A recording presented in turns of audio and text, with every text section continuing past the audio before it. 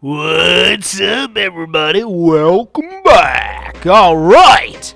Well, I hope that intro was enthusiastic enough for y'all, because yes, I'm back playing some The Sims 2 today. Just kind of chilling, taking it easy today and all that good shit.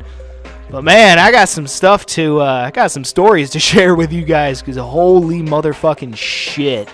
There's been some crazy shit going on in my personal life, and, whew. Some of it's kind of heavy, so let's get started here.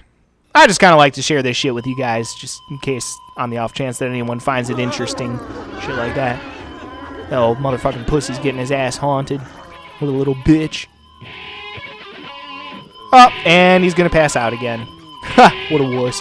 Alright, anyway, yeah, there's been some crazy shit going on in my real life, so let me talk about that for a minute. So,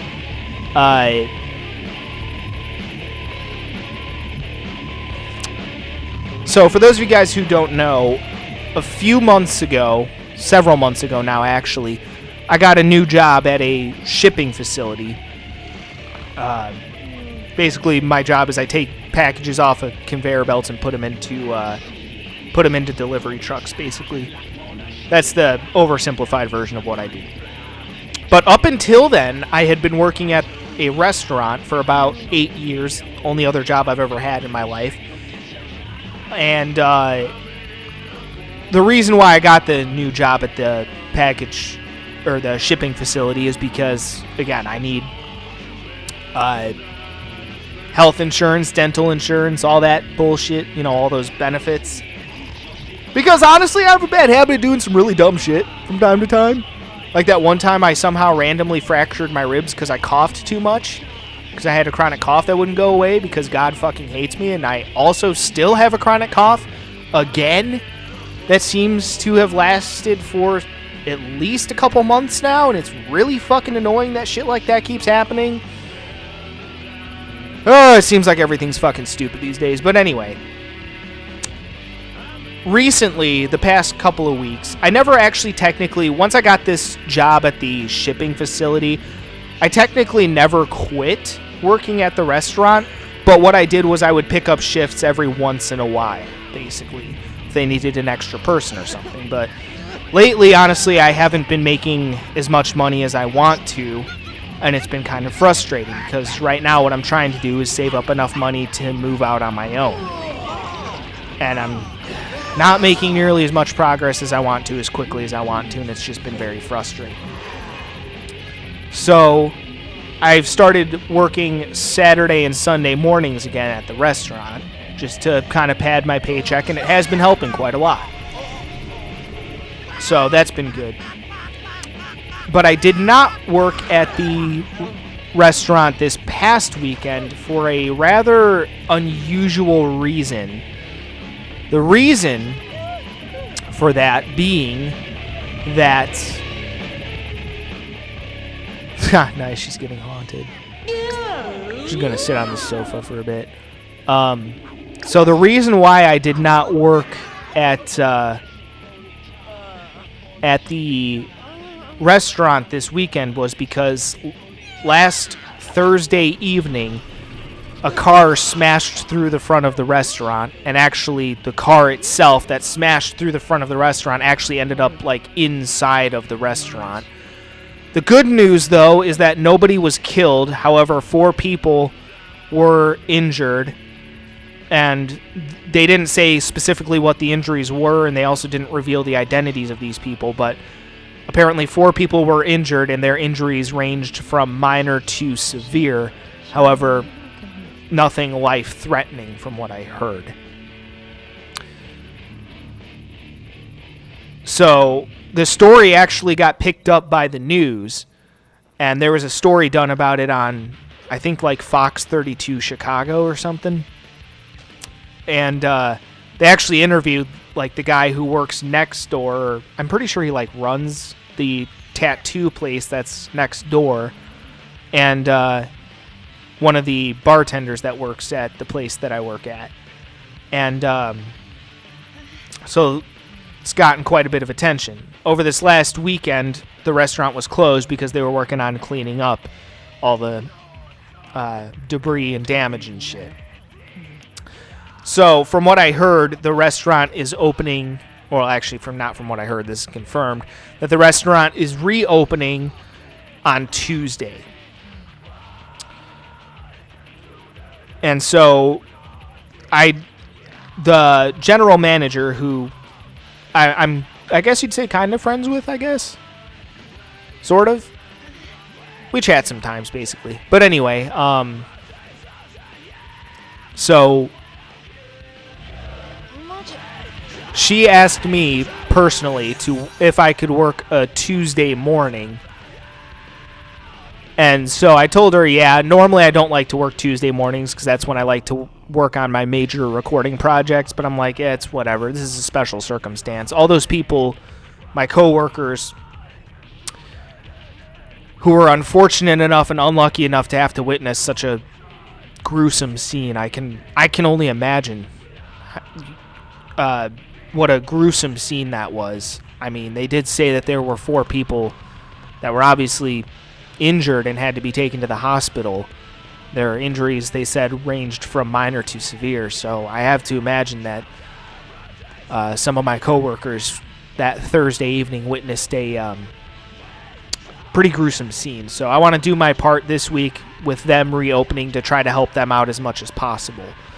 I actually got one of my shifts for this Wednesday covered at the shipping facility, so that way Tuesday, if they need me all day, I can do all day, because Tuesday is the grand reopening.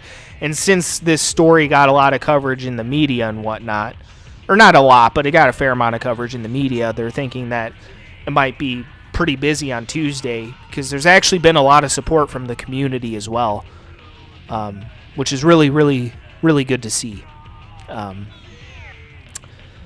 Again, I can only imagine having to witness that in person. That must have been a very gut-wrenching thing to have to witness. So I want to be there to help out them at the restaurant and, again, just do my part to help them out as much as possible. Again, I was able to get a lot of my video game collection because of that job, and I'll always be grateful for that opportunity.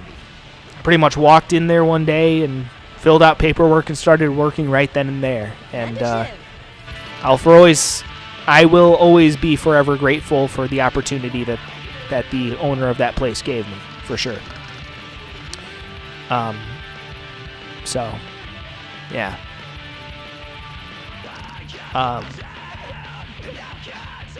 Yeah, just crazy shit.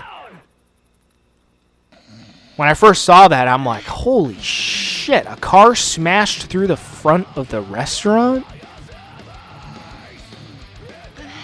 Yeah, that's just crazy shit.